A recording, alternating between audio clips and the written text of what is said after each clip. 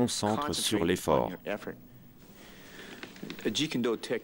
Un coup direct du gauche, utilisé en boxe, peut faire partie des techniques du Jeet Kune Do, comme un crochet du gauche, un uppercut, un revers, un coup de pied sur la hanche, façon Muay Thai, un coup de coude, ou encore un coup de genou. Ça peut être aussi une prise de Jujitsu ou d'Aïkido. On ne peut donc pas classifier les techniques du Jeet Kune Do. Bruce voulait qu'on retienne ce qui nous est utile. Le Jeet Kune Do n'est pas un style d'arts martiaux. On peut utiliser plusieurs disciplines pour obtenir ou améliorer ses particularités physiques. Le Jeet Kune Do, tel que l'a créé Bruce Lee, n'est pas une technique. Certains diront que c'est un style d'arts martiaux. Mais c'est faux, car le style est un produit, alors que le Jeet Kune Do est un processus qui permet d'évoluer. Le Jeet Kune Do que l'on pratique aujourd'hui différera peut-être de celui qu'on voudra pratiquer dans 6 mois à cause de l'âge, du temps, de l'entraînement par exemple.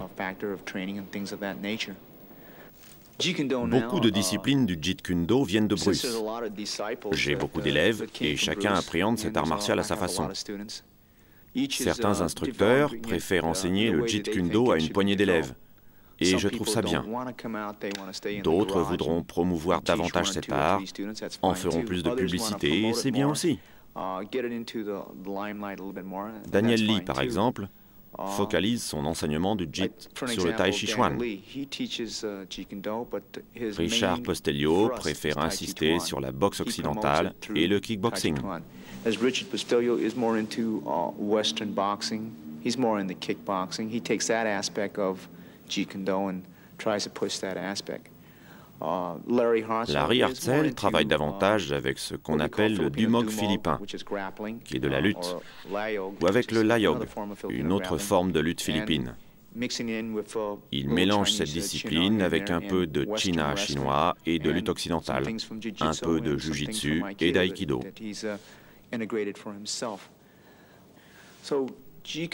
La seule chose qui me préoccupe, c'est qu'un instructeur qui privilégie telle ou telle discipline affirme enseigner le Jeet Kune Do de Bruce Lee, qu'on affirme qu'il privilégiait le kickboxing, la boxe thaïlandaise ou bien la lutte. C'est le seul danger que je vois.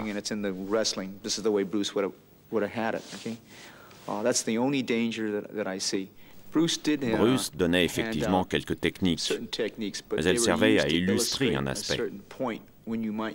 La distance détermine le choix du mouvement.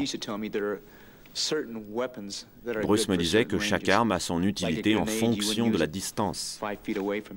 On n'utiliserait jamais une grenade pour atteindre une cible proche, mais plutôt un poignard par exemple, ou un bâton pour une cible encore plus proche. Et on aurait recours à la grenade pour atteindre une cible distante de plusieurs mètres. Bref, on utilise telle ou telle technique en fonction des circonstances. Quand l'adversaire chute et lutte avec vous, c'est le moment d'utiliser un mouvement de lutte. Certaines personnes ne croient pas à la notion de distance de lutte. Mais quand on regarde un match de boxe professionnel ou de kickboxing, on se rend compte qu'après 2 ou 3 coups de pied ou de poing, ils sont déjà dans le corps à corps. Il est nécessaire de maîtriser un art de la lutte. On ne peut pas se permettre de s'en passer. On pense parfois qu'on conclut forcément un combat par des coups de pied ou de poing, mais chaque système ou discipline a son importance en fonction du temps et de l'espace. Bruce me demandait « Dan, quel est le meilleur moyen de transport ?»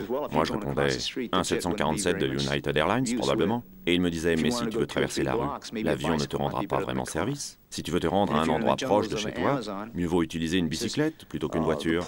Et si tu te trouves dans la jungle amazonienne, une Porsche ne te sera pas d'un grand secours. Tu ne pourras pas l'utiliser dans cet environnement. »